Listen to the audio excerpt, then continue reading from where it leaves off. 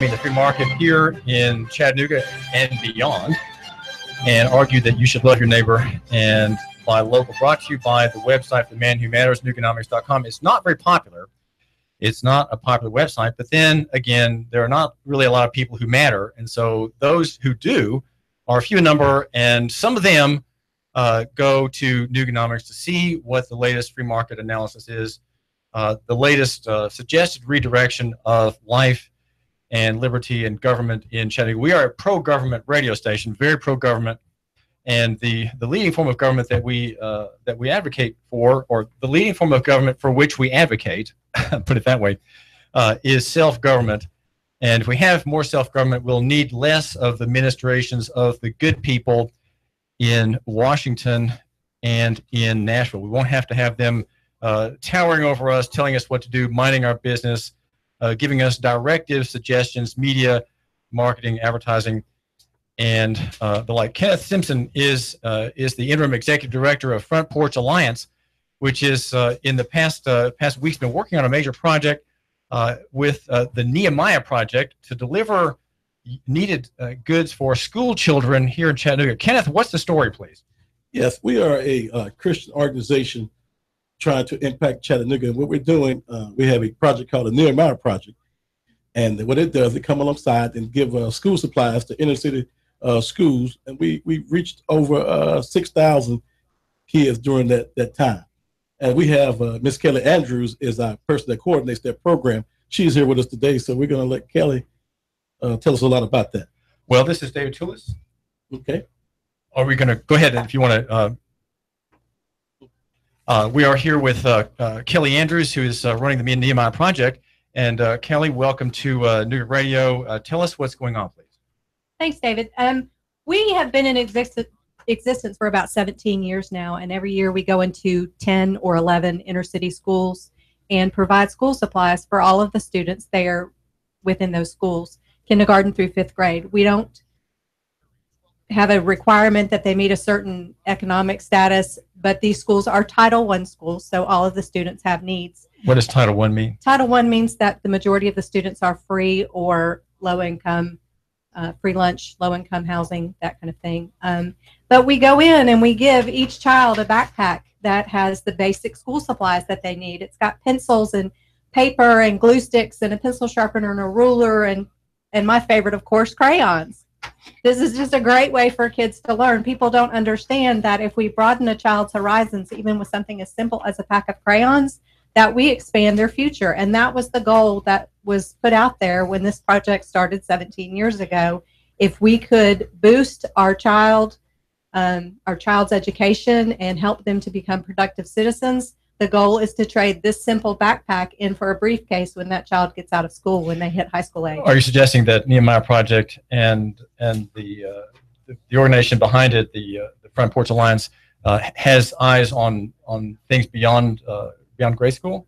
Well, we do. When you mentioned briefcases, we do. We actually do some school supplies for high school kids. We get things donated. So throughout the year, if we've got supplies that don't meet our elementary age kids, we make sure we funnel those to our high school students because they have needs as well. But the goal is, if you invest in a child's life when they're young, they're going to see that someone actually cares for them and there's an impact in that. That makes them strive harder and it makes them work towards being productive and going on to be more as they get older. We've had students. The project started 17 years ago, so some of those kids have already graduated high school and college. We have some of those students who are now business owners, who now work a job in the Chattanooga arena. So we know that there's success. I'm not saying it's all related to that one simple box of crayons, but it surely did make an impact. Well, the listener hears about crayons. He sees this block of pencils here on our YouTube feed at Hot News Talk Radio, or he's looking at us on Facebook, and he says crayons and pencils, and somehow he's not quite sure that they're really used anymore. Are pencils and crayons things that school children need and use? They absolutely still use them. Yes, a lot of the education system has gone to Chromebooks or to electronic technology, but honestly, problems there? Problems? There could be. But a child truly learns when their hands engage, when their hands move and their brain starts functioning, and it's active learning. It's not just I'm staring at a screen and I'm regurgitating information that's put before me. Well, Kelly Andrews, is it fair to say that your project, the Nehemiah project, is consciously thinking in these terms, or is that just or it's not, and you just have these old pieces of equipment that you've started 17 years ago with? Are you part of a battle for the physical world versus the digital screen world? That's my question. That's a tough one. I don't want to say we're in a battle, because we're not. We just want to engage the child on all levels. We do go into the schools and provide funding for Chromebooks and things like that. We did that with Woodmore several years ago, where we gave them a $10,000 grant. It wasn't Nehemiah, it was Front Porch, to help them have those technological supplies that they needed. But we learn in different ways, and every child learns differently. Well, all right, so what I'm asking for and what I'm fishing for is a kind of defense of the crayon. Can you give me why crayons and not a digital device or an iPad or an iPad mini or something if you like that? If you look at education and the way that it works, a teacher will tell you that hands-on learning makes the child more engaged. Hands-on learning, taking that crayon and coloring in those lines or drawing the letter A, helps them to say, hey, I can recognize this now because more parts of my brain are engaged. If a child sits in front of a screen for too long, their brain goes dead. We're talking with Kenneth Simpson, and also now Kelly Andrews she is the project manager for Nehemiah Project. Now, what's happening tomorrow? Describe the scene that you envision happening tomorrow, Kelly Andrews. Tomorrow we will go into 9 or 10 elementary schools at 9 o'clock in the morning, loaded down with volunteers, and we will deliver backpacks to each one of the students in these 10 schools that we're partnering with. Volunteers will go in, they'll get to meet the children, hand them their new backpack, talk to them about their school year, what they hope to learn, what they're excited about, how their summer was. We do life with them. You know, we kind of get in their face a little bit about, hey, what you going to learn this year? And it really is kind of like Christmas in August. That's what I've always said. It's the way that we see Christmas happening. We're giving them a gift, and they love their gifts. They're excited about having new supplies. A lot of these kids come in with no school supplies. So the fact that they now have crayons and paper and pencil, it's wonderful.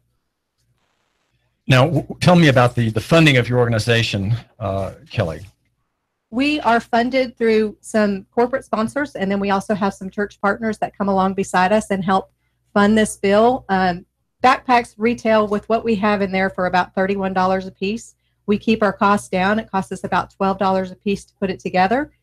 So when you're looking at 6,000 backpacks, that's about $72,000 a year. So 6,000 backpacks are going to be distributed tomorrow at numerous schools, and you mentioned Clifton Hills, East Lake Elementary, Eastside Elementary, Orchard Knob, Spring Creek.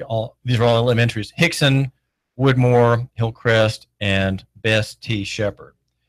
And from where do these volunteers come? How do you get that many people to go about distributing this many backpacks? Well, a lot of the churches bring in volunteers. A lot of these churches will pick a school and say, hey, this is our school. We're going to work there throughout the year. So City Church goes to Best T. Shepherd on a regular basis. They're there not only reading to the children and working throughout the year, but they're there bringing backpacks and packing them on the Saturday before.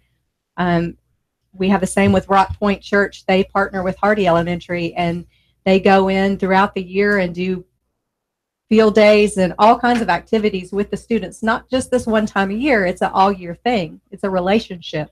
Well, I have a question now for Kenneth Simpson. Kenneth is the interim executive director of Front Porch Alliance. Kenneth, tell my listener how you got involved in this work, please. Well, I got involved really. Started out. Mr. Al Chapman started this organization approximately 20 years ago, and so I just been kind of working along with him several years down through the years, and now it's a change in leadership. So we're just going to continue on what the organization has been doing down through the years to continue to make it happen for the kids. And what is your background, Kenneth? Well, I worked 30 years in Chattanooga Parks and Recreation as a recreator, and been in middle management with Parks and Rec, and so I have 30 years experience in that, and then I've been a part of the nonprofit world for probably about 20 years. And what have you done there in the nonprofit sector? I started a nonprofit called Reach One. That was back probably about 15 years ago, and to help inner city kids out with athletics, because in the athletic world in the inner city, there are limited funds. So we try to raise resources to help those children to participate in those sports, and also with academics and a whole lot of other things that we've tried to do in the inner city. So this is another initiative that we are doing to try to help children be successful and put them on the right path for life.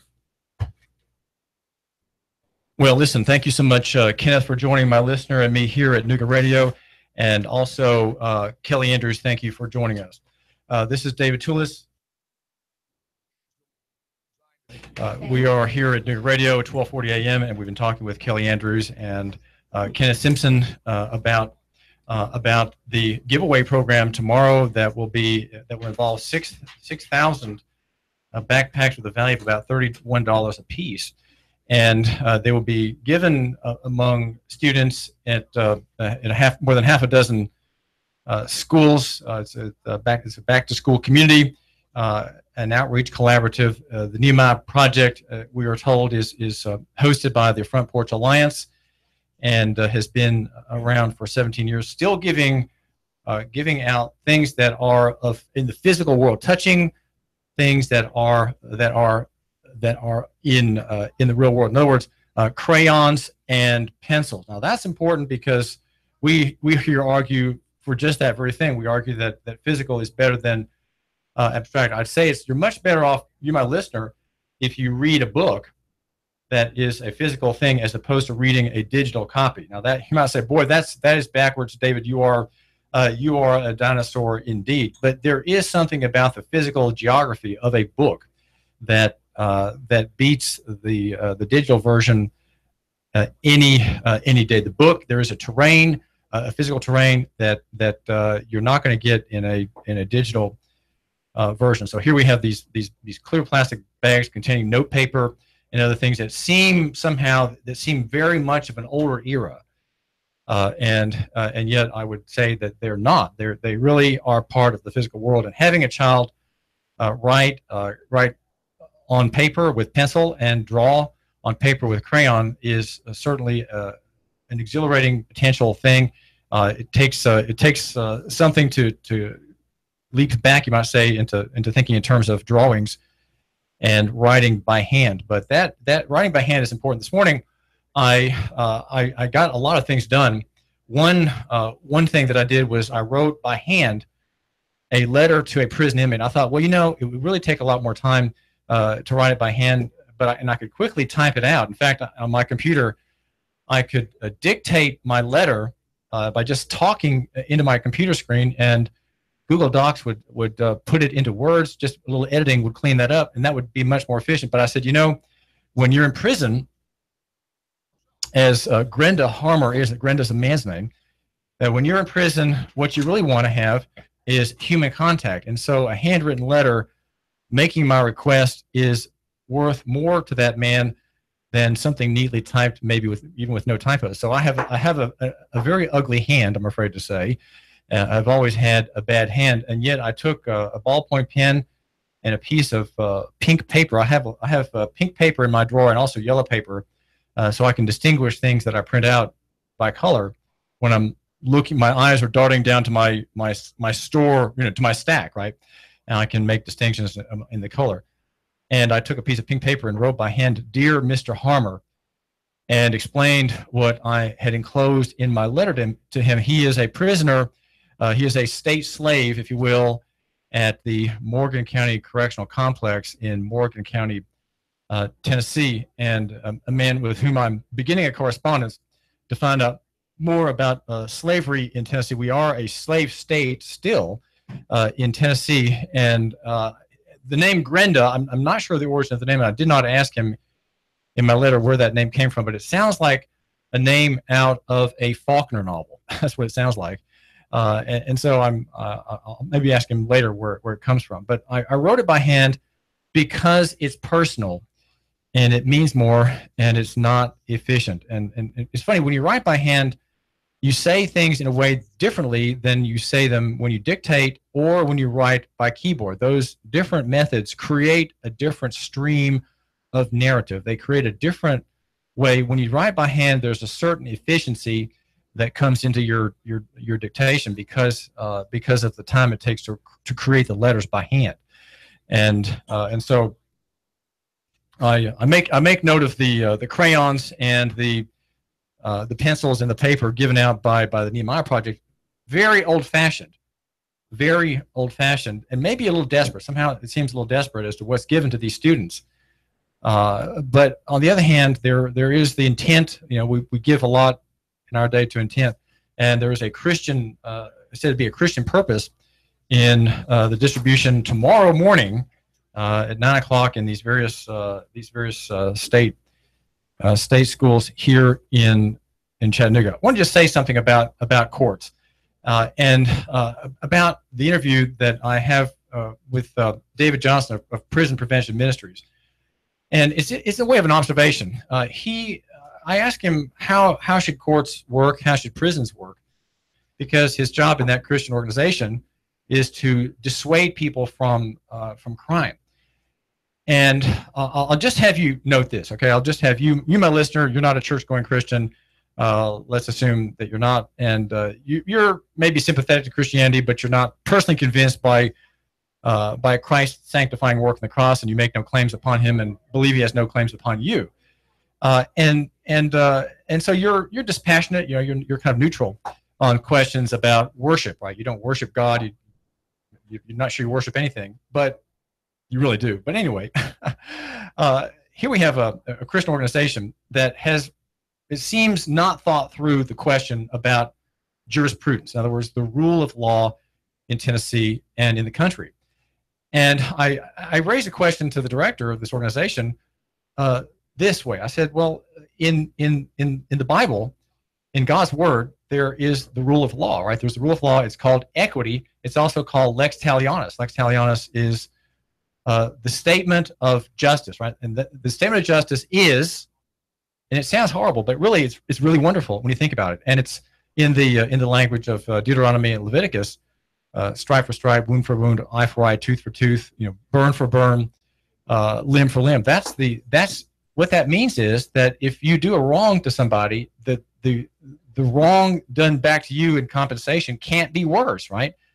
If I cause your wife to miscarry, I'm in big trouble. If I cause you to lose an arm in a chainsaw accident, and there seems to be some carelessness involved in that, well, then you have a claim upon me for my arm. That's what equity is all about. And so in the biblical analysis, as given by very noted writers and scholars such as Gary North in Atlanta, the court is an auction for my arm. Okay, my arm is what I'm trying to keep because you have a right to it. You have a right to cut my arm off since I cut your arm off in an accident.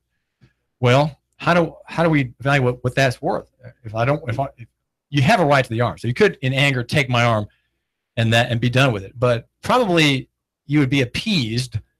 You would be pleased if I could buy my arm back from you. So the question then becomes, what's my arm worth to me? And so I have to make a bid to you for my arm. Maybe it's worth $120,000. Maybe it's worth $300,000. I don't know. But we have to figure that out in negotiation, right? That's something you and I decide upon. And once we agree, the judge ratifies it. And then I either make the payment or am enslaved to pay you over time. And since I don't have that kind of money, in the $200,000 or $500,000 range, I don't have that. So it would be that I would be enslaved to you. I would be enslaved to you and pay you off for my own arm. And then it would be done. Now, there's all kinds of room in there for lenity, for grace that we don't have in the modern system. And so that would be, in the end, that would be equitable, that would be just, and the state's not involved, there's no prison, and there are no people just waiting around and suffering in humiliation as slaves, either productive slaves or non-productive slaves in Tennessee. That's what the Bible requires. But the problem for David Johnson is, well, that's the Old Testament. We have the New Testament now. We have grace. So I said, well, are you saying that if you lose your arm to me, David, that there's just grace, you just have to forgive me, and that's it? Well, clearly that's not a satisfactory answer. And I have the impression that he didn't think that, he hadn't thought about this question before. Well, why not? Why have people not thought about this question before? Why is it up to me, the editor of Nooganomics.com, to raise this question? Here's a man involved in prison ministry, and he maybe needs to do some reading. I would suggest that he do some reading, and that you, my listener, do some reading into what is equity, what is justice. And if the state is concerned about justice, if it's up to the state, as God has charged it, to harass the evildoer and applaud the wicked and applaud the righteous, well, then what is the court's job? What is its job in bringing about a remedy for a wrong of David Johnson, the executive director of prison prevention ministries, losing his arm in a careless accident in which I'm at fault? How can he be compensated? We need to think about these things, because prisons are unjust. They are unjust. They are ungodly. They are slavery. We have slavery today. And guess who the biggest percentage of the population is? That's right. They're minority and poor people. Minorities and poor people, by their own sins, many times, by their own sins, end up being in prison. And so we have to have Christian ministries like this, prison prevention ministries, encouraging people to obey God's law effectively. And he had to admit that that's really what they were effectively saying. We have to get people to obey God's laws and not disobey God's laws. But even there, it seems to me, my analysis was more to the point than his. And so I'm wondering, we are a lost people. We Christian people in Chattanooga, we are just lost. We have not thought these things through. What do we need to lobby for? What do we need to advocate for? David Johnson says we need to push for a more godly system. He's right.